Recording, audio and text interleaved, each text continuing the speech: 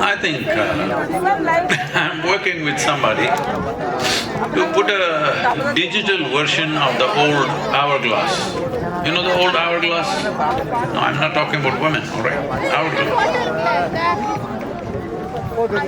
Where sand will be continuously slipping down, because when you see, you can see time is getting old. These things don't give you that sense, they're just going round and round and round. So what? If sand is going away, I said on their phones we will create a digital hourglass where every day when they look at it, time is slipping away. We can set it at, let us say, whatever their age, we set it at 80. If you look at your hourglass, you know how much of it is gone. Every day, it's slipping. It would give a better picture that time is running away. Time is running away. That's what New Year means, but we want to celebrate. Why not? Because we are lighter by 1 year. How nice! The burden of 80 years now has come down, much less to carry. Nice, isn't it?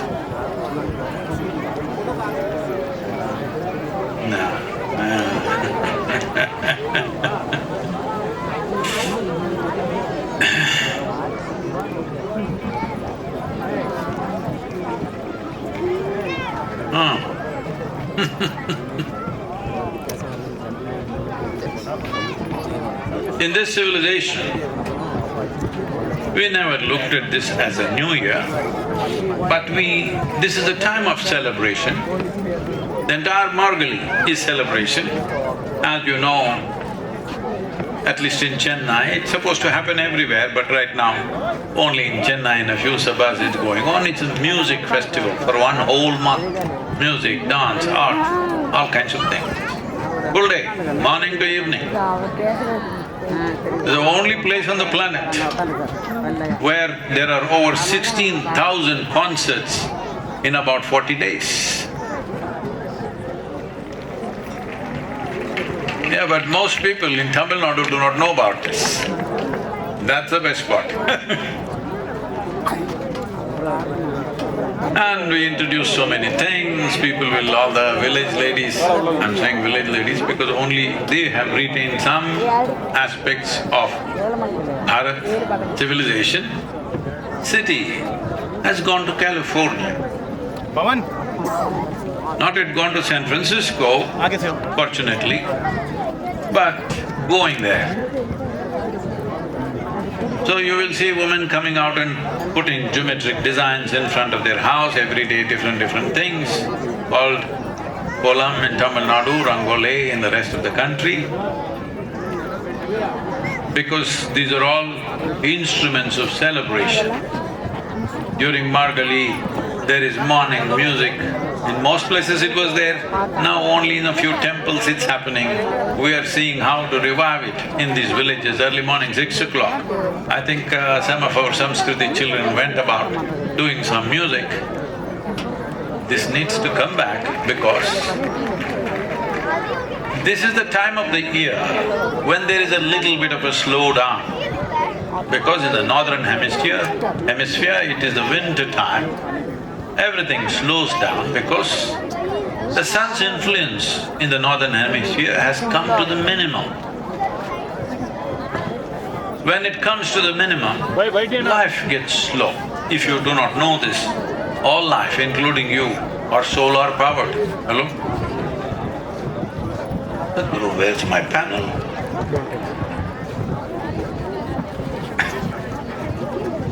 All life on this planet is solar powered, including yourself. So if sun's influence on the planet goes down, all life slows down. It's happening in your system. And also, there is a genetic memory somewhere deep inside us which tells us we should hibernate. If you live as a very biological being, this instinct will be strong. If you're little more than your biology, then this influence will be less. So to overcome this, it is an established fact that number of people who are going into depressive moods during winter time in the Western countries or temperate nations where temperatures are cold and their activity becomes less, and above all, the influence of sun has become low. That means battery charging has become little low, so naturally everything goes into a low mode. So a lot of people get depressive. Here, being conscious, instead of being depressive, we brought a lot of devotion into people, meditativeness, activity, music, art, so that instead of being depressed, we became devoted, more devoted during Margali, lot more devotion. One thing is the influence of the sun, another thing is a deeply hidden genetic instinct which wants to go into hibernation. This is a time of the year that, particularly in this part of the world, where clearly they were told that a woman should never conceive in Margali because that conception will lead to slow growth.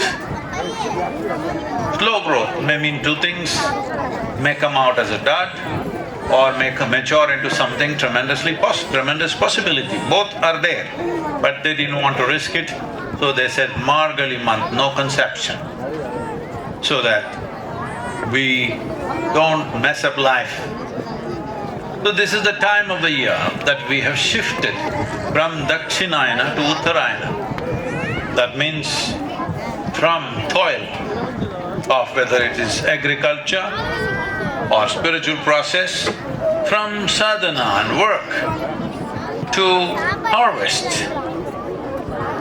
Harvest means bounty, harvest means life at its best. So naturally there is celebration. Now as you know, Makar Sankranti is coming.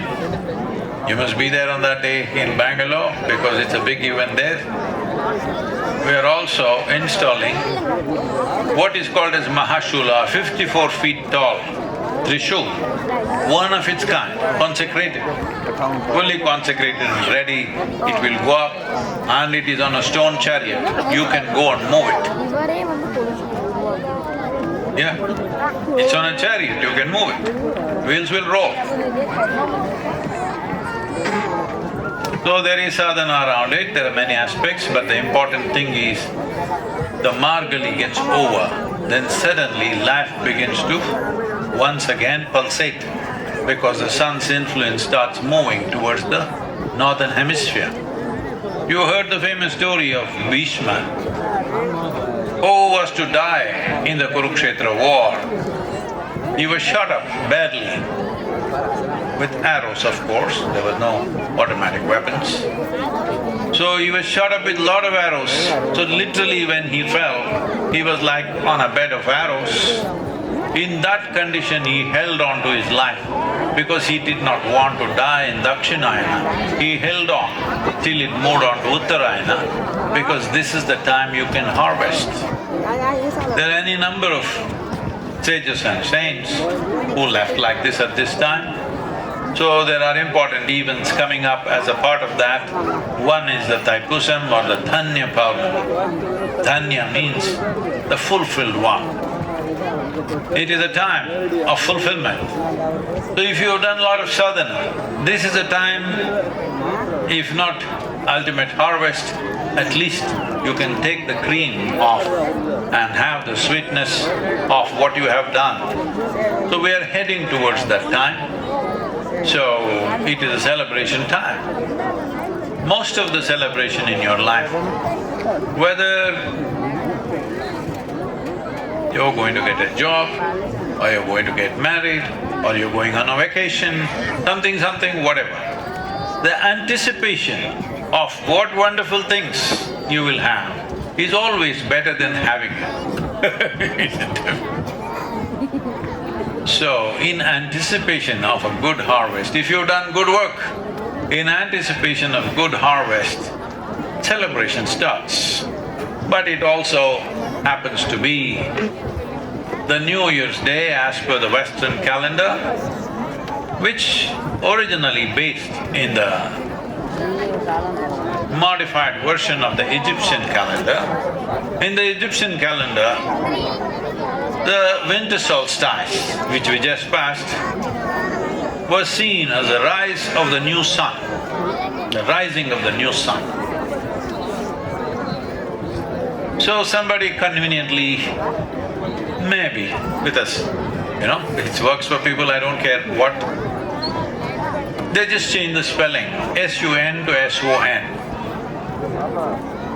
And they said the rise of the sun, and it became Christmas and New Year and the season of festivities. It doesn't matter how, somehow, for every part of the world, for all population in Northern Hemisphere, this part of the year is significant. In this significance, to bring to your awareness, Makara Sankranti, Dhanya Purnami, which is on 11th of February, and Mahashivratri are three significant events. Make use of these three because they're all coming close up this time. And as far as the New Year is concerned, as per the Hindu calendar, it is Ugadi, sometime end of March, I think, this time. In Tamil Nadu, little bit of change because of calendar calculations, and it is in the first or second week of April. In Kerala, it's the Vishu or the Onam. So small differences, but all in this period, because this is also beginning of the springtime. In the northern part of the country is Vaikashi or Vaikashi, so everything is there, concentrated. So you must understand, this is not just a cultural phenomena, there is a certain astronomical and geographical or geological phenomena, that there is a certain aspect of nature which is playing at this time and we want to make the best use of it. So, no problem whether you celebrate your New Year on 25th or 22nd of December, 25th of December, 1st of January, 14th of January or whatever. It doesn't matter. The important thing is to understand there is a certain situation in the planet, and planet has influence. How much it influences you depends on how physically identified you are. If you're identified with your body very heavily, then you're just a piece of the planet. So naturally, she has immense influence on you. If you keep your body little away from yourself, then her influence is very minimal. But even if it's minimal, why not make use of it? Every help that comes your way in your journey, you must make use of it. There is no problem about that. So at the time, this happened.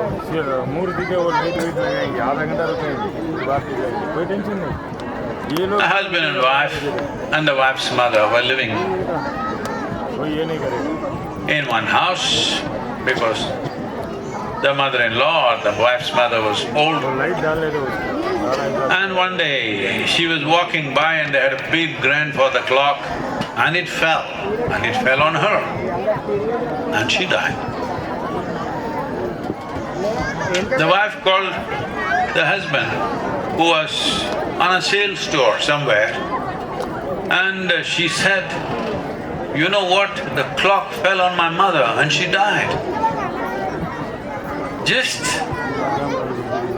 1 minute, if she was late, she could have saved herself." Then the husband said from the other side, "I always knew that damn clock was slow."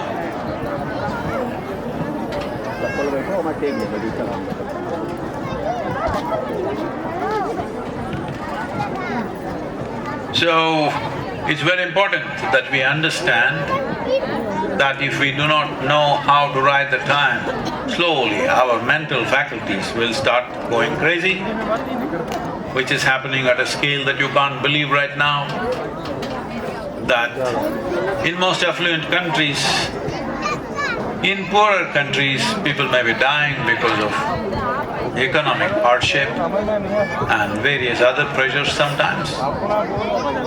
But in well-to-do countries where there is a lot of wealth and citizens are well taken care of, for example, in United States in 2023, they have had nearly over 100,000, nearly 109,000 suicides.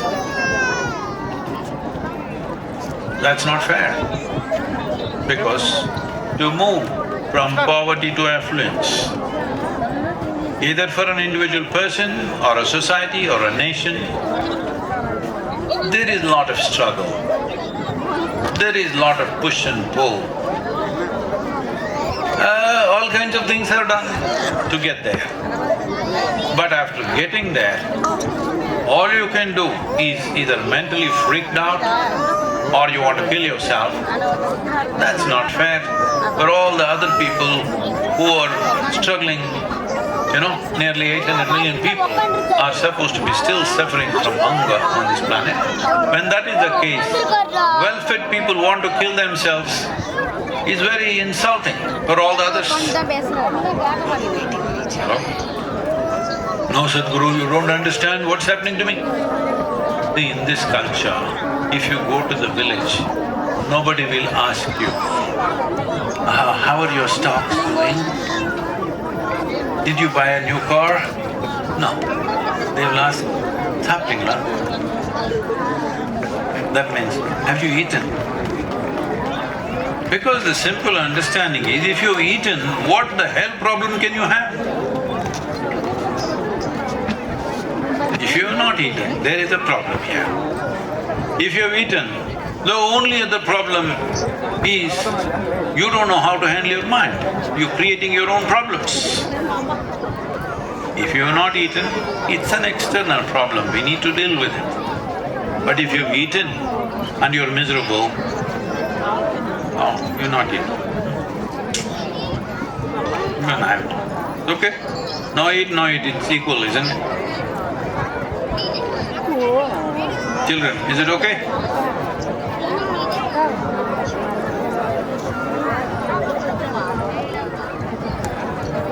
If you've eaten, the only other problem is yourself. You are causing your own problems, self-invented problems. You may call it whatever you want. Essentially, you do not know how to handle your own intelligence. That's all that's happening. And it's becoming a mega problem. When I was in United States, we had a conversation with the Surgeon General of United States. He's a top health official in the country. He's saying that 1 in 3 people, no, 1 in 2, that is 50% of America is feeling lonely. If you're sitting with somebody and you're feeling lonely, what the hell is happening to the other guy? I want to know.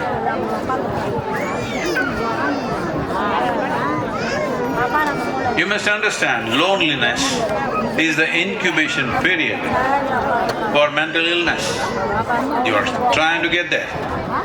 And if you work hard, you will succeed.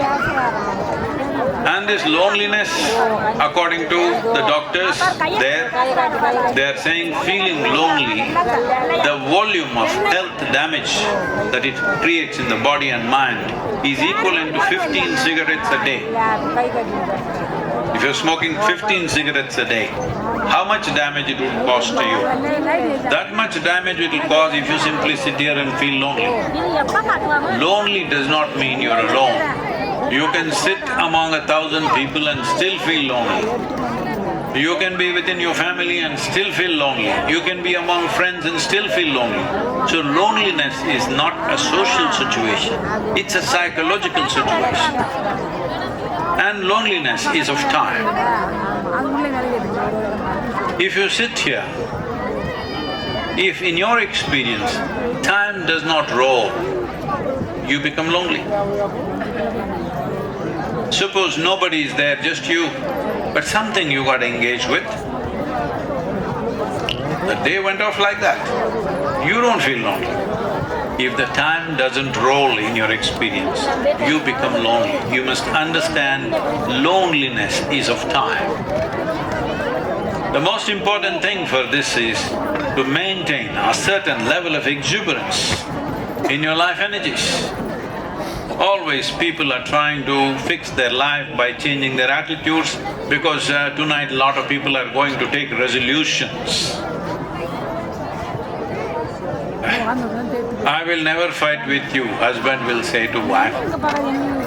She will say, how will you not fight with me? But then who will you fight with? Fight starts.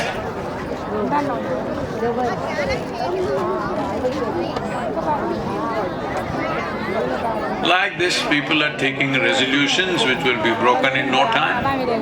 Or if you keep it with great difficulty, they keep it. No. Don't take any resolutions. If you make this life very exuberant, if it is bubbling with energy, you will never feel lonely. And above all, your body, your mind, your emotion will get mopped up and you can put it where you want. Right now they're spilling all over the place because energies are not intense. This is why in yoga, sadhana, sadhana, sadhana, because many of you YouTube lovers, no, you love me, that's why you're on the YouTube, I understand, but it's okay. No, I'll come to the I love you business, I already read the poem, all right?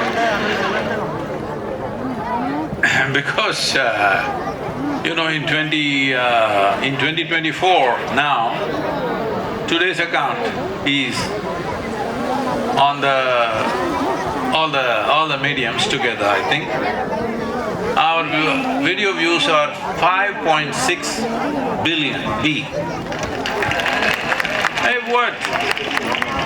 The world's population is 8.4. No, this is not all unique views, this is the number of views. Unique viewers are approximately 1.6 to 1.7 billion. It's about quarter of the adult population, but my time is running out and I am only 25%. Shouldn't I be scared? Hello? If when you were in school you got 25 marks in mathematics, won't you be scared to go home? 42 years ago I told him, I'll get the whole population and only 25%. And this year I almost conked off.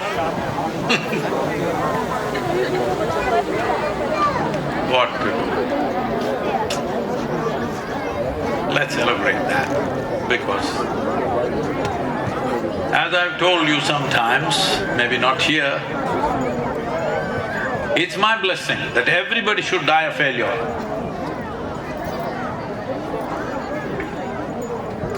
What? Because you set up childish goals in your life. Or swanta veedu pannikondu.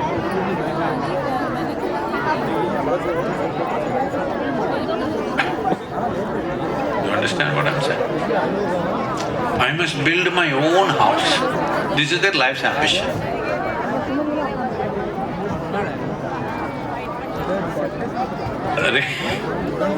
You come for a few years and you disappear. What is your own house? You need a good house to live, fine with me. Somebody wants it, it's even better. No, I must have my own house. The only thing that's painful in my life is I don't have my own house. Well, you want a particular kind of house, nobody else built that kind of house, so you want to build your own, fine with me. But the ownership business is a big problem.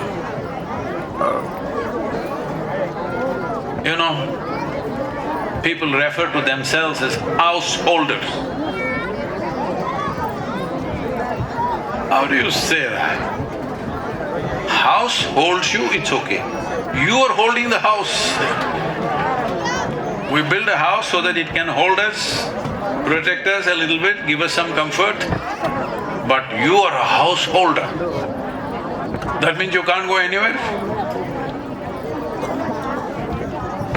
So these kind of silly goals you keep and you manage to build a house and you're fulfilled. We know what fulfillment you have. When the tax bill comes, we know what happens. Even if a neighbor's child comes and scratches on the wall, we know what happens. So if you set up such silly goals, you will die a successful man or woman.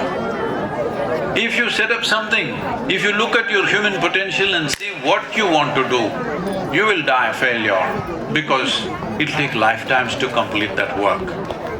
So it's my wish that all of you should die as failures, but blissful failures. I am condemned to die a failure, but you will see I will die blissfully. Well, last 1 year, physically there's been boo, I went and banged my head here and there. So, got into emergency situations and I'm supposed to be in a very serious condition, and I was. My median had moved 11.5 millimeters. Doctors had told me, if you reach 12 millimeters, it's fatal. So I just went to the edge, still 0.5 millimeters were there. I went at the right time for the surgery. And in the hospital, all these, young women who are there as nurses, they're all following me in the YouTube or whatever, Instagram or whatever. And then only 2 or 3 are needed for the surgery, about 8 of them are around me. And all of them, at last they got Sadguru here. With a big smile on their faces, they're looking at me. So one is poking for my anesthesia, and then I looked up and said, don't smile like this when I come out of this anesthesia, because then I will think I'm on the other side. Don't smile so much. And then boom, I went off. So, I'm saying, time, New Year is a reminder of time. Time is life. Time is space also. This is the only civilization which has recognized this. Kala means time, Kala means space. Because time and space are not separate in its ultimate existence. Because people don't know how to handle their loneliness. Even if this has become a standard pickup line in many parts of the world today, if somebody wants to approach somebody, a man wants to approach a woman, first thing he says is, shall I buy you a drink? Because without a drink, nothing will happen.